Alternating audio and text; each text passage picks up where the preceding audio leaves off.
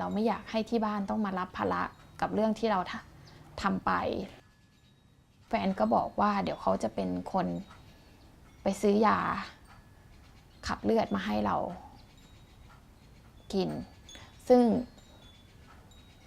ตอนนั้นก็รู้สึกเสียใจว่าทำไมคนที่เราคบกันมาตั้ง 4-5 ปีถึงคิดกับเราแบบนั้นก็มานั่งคิดทบทวนกับตัวเองว่าลูกที่เกิดมาเนี่ยเราเต็มใจให้เขาเกิดมาไหมเรายินดีไหมที่จะให้เขาเกิดมาเขาเกิดมาจากการพลาดพลั้งของเราเองหรือว่ายังไงแต่ระหว่างที่เราอยู่กับแฟนเราคบกับแฟนเรารู้สึกว่าเรารักกันมาก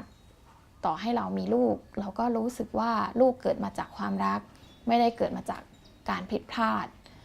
ก็เลยบอกตัวเองว่าไม่เป็นไรถ้าเกิดว่าพ่อของลูกไม่เลี้ยงดูแม่จะเป็นทั้งแม่แล้วก็พ่อให้กับหนูเองแม่จะเลี้ยงหนูให้ดีที่สุดเราคลอดลูกเรากลับไปอยู่บ้านไปพักฟื้นตัวที่บ้านแต่พอเราไปเห็นที่บ้านแล้วมันลำบากมากพ่อกับแม่ก็ไม่มีรายได้อะไรรายได้รายวันก็แทบจะไม่พอใช้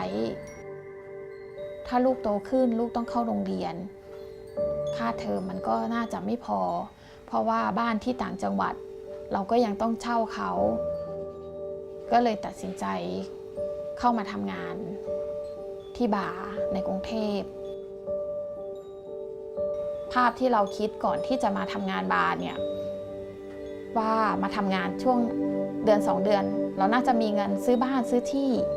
ซื้อรถให้กับครอบครัวได้ใช้จริงๆแล้วคนที่เขาได้เงินกลับไปบ้านทุกครั้งเนี่ยมันไม่ใช่เงินส่วนตัวของเขามันเป็นเงินที่เขาหยิบยืมจากเพื่อนๆด้วยกันเองแต่เวลาเรากลับมาบ้านเรามาเห็นแล้วว่าที่บ้านข้าวสารไม่มีเลยสักเม็ดไปก็เห็นลูกยังตัวเล็กๆนมก็ไม่เคยมีไว้ชงเลยอะไรอย่างเงี้ยค่ะเพื่อนบ้านก็บอกว่าแม่เราดื่มเหล้านะดื่มเหล้าเก่งเนี่ยตอนนี้ติดหนี้เขาหลายพันเลยไม่มีเงินมาใช้หนี้บอกแต่ว่าถ้าลูกสาวกลับมาจากกรุงเทพเดี๋ยวจะเอาเงินมาให้เราก็นึกถึงอนาคตว่าการทำงานของเรามันอยู่ในกลุ่มอาชีพที่เสี่ยงกับการติดโรคต่างๆเพราะบางทีมันก็ไม่ได้เกิดการป้องกันอยู่ตลอดเวลาอย่างเงี้ยค่ะพอดีว่ามีลูกค้าไปเที่ยวที่บาร์เขาก็แนะนำกับเพื่อนๆว่ามีมูลนิธิหนึ่งสอนภาษาอังกฤษให้ฟรีชื่อมูลนิธิกลุ่มปรารถนาดีพอมาเรียนสักพักหนึ่งเจ้าหน้าที่กำลังจะลาออกไปพอดีเขาก็เลยให้โอกาสให้เราลองเข้ามาทำงาน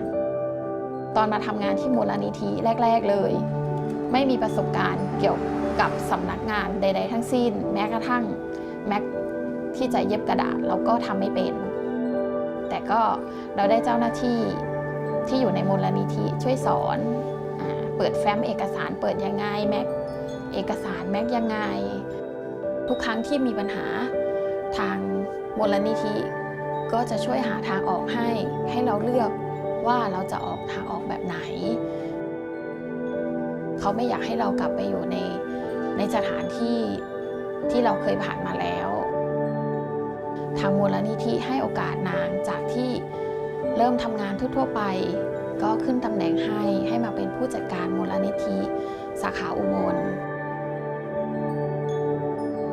คืออยากเลี้ยงลูกให้เป็นคนดีให้ได้มากที่สุดนะคะไม่ได้คาดหวังว่าลูกจะต้องเก่งจะต้องทำงานที่ดีไม่ได้หวังให้ลูกต้องเป็นเจ้าคนนายคนขออย่างเดียวก็คือให้ลูกมีความรับผิดชอบกับสังคมมีจิตอาสาช่วยเหลือคนอื่นแค่นี้นะ